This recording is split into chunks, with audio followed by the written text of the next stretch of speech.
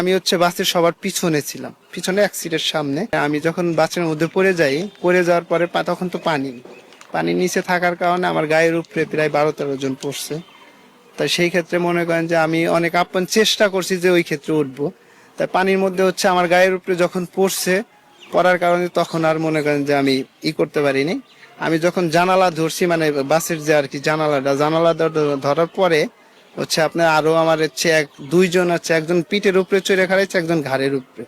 তাই সেই ক্ষেত্রে মনে করেন যে আমি সামনে দিয়ে না যায় বাস যখন তলায় যাচ্ছে আর কি, মানে যাইবে গেছে পানির মধ্যে, তখন বাসের যে একটা ভুলকুনি, মানে একটা পানির একটা স্রোত উঠতেছে উপরের দিকে ওঠার কারণে আমি ওই পানির ওই স্রোত ধরে আমি উপরে উঠি।